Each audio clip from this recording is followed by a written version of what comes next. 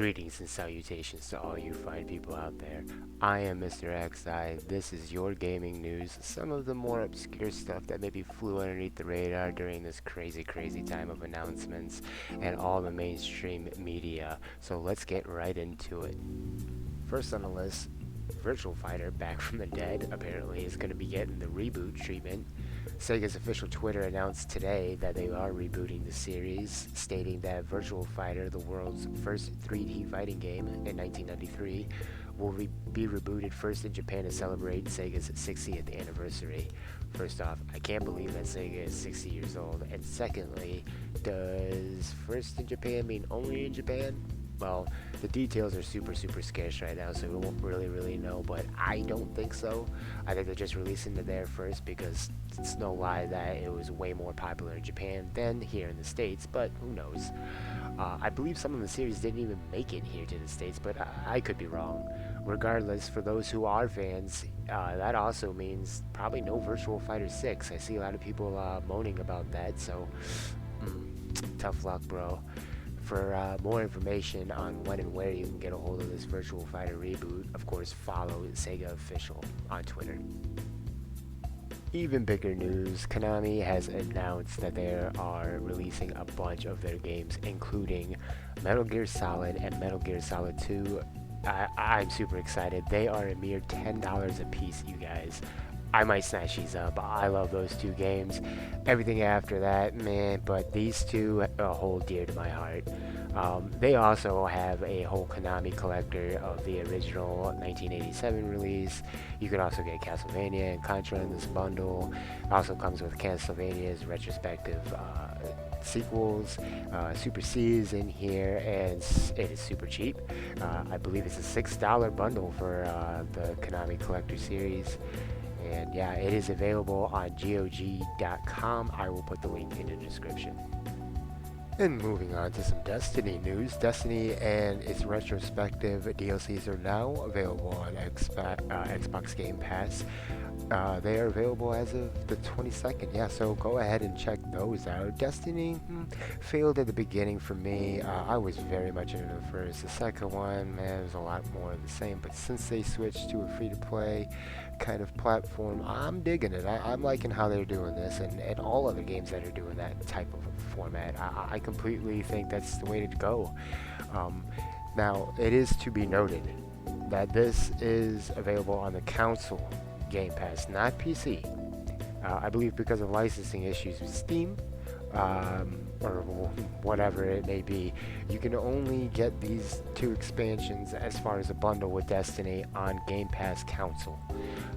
Might be coming to PC later on the Game Pass, but as of right now, you have to get it free to play on Steam and then buy each expansion as of right now.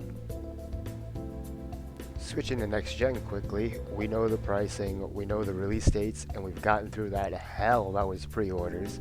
What about storage? Where are we going to be able to keep all these great games that are coming to us in the following years? Well, Xbox has been first out the gate to announce their option, yes, option, to expandable storage, and it's this 1 terabyte running you on $220.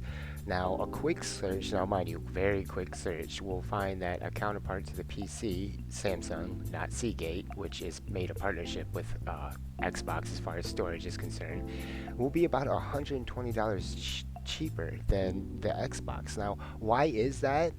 Actually, the Microsoft website goes to try to explain why, pretty much saying that, you know, the build and the components are a little bit more advanced to make them work with console, which I get. That is obviously doesn't take a game developer to understand that console is a little bit more complicated, but at a $120 plus price tag, I don't know about all that. Anyways, Sony hasn't said anything, you know, legitimately, but a lot of people are saying that this could be what the SSD for the PS5 looks like. It's powered by Samsung. It's 1 terabyte, just like the Xbox counterpart, but it looks like a tad bit more expensive at $230. But, you know, this is all hearsay. Nothing has been confirmed yet, but we shall see. I honestly think that, you know, with the consoles being neck and neck, Who's going to win the race in this next gen competition? Well, it's going to be right here, boys and girls. Who is going to be more lenient to allowing third-party storage options? Because, that is the big seller for me. I've been a console user my whole life, and when I started hearing this is going to be my option, I mean, if you can even call it that, it was an easy sell to go ahead and jump on PC for now on this generation. But yeah, I don't know. That's pretty expensive.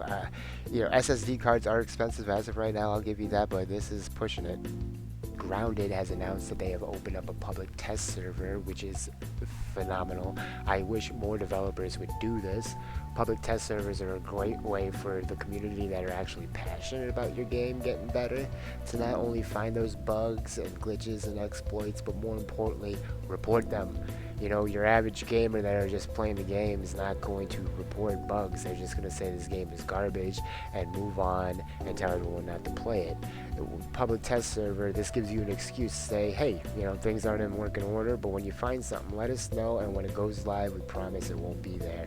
Especially when you're an early access game, I can't stress how more developers need to do this. Anyways, this is live. You, of course, can go to the Grounded website or follow them on Twitter to find out more information how you can join this.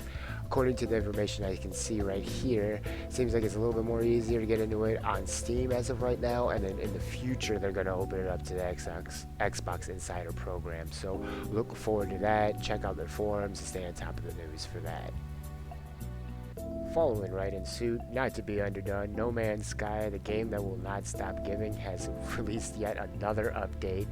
No Man's Sky Origins is a little bit more than just a reskinning of the game, honestly. It's introducing all kinds of stuff. I mean, you're talking about new planets, you're talking about new star constellations, biomes, flora, the whole 9 yards. I don't know how much more they can add to this game, but they sure are going to continue trying.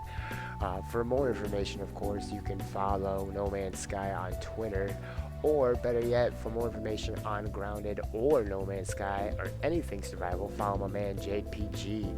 I will, of course, link his channel in my description. He is the very, very first on everything survival to break all the latest news to you. Please give him a check. That does it for the news today. Of course, if you liked anything that you saw here today, please physically give it a like, because you can just like stuff, but unless you prove it, really doesn't mean anything. But anyways, if you want to receive more content just like what you saw here today, go ahead and subscribe, and you already know what's coming next. Click that notification bell. Anyways, I am Mr. XI. This is the one-stop shop for all gaming news, and I will see you next time.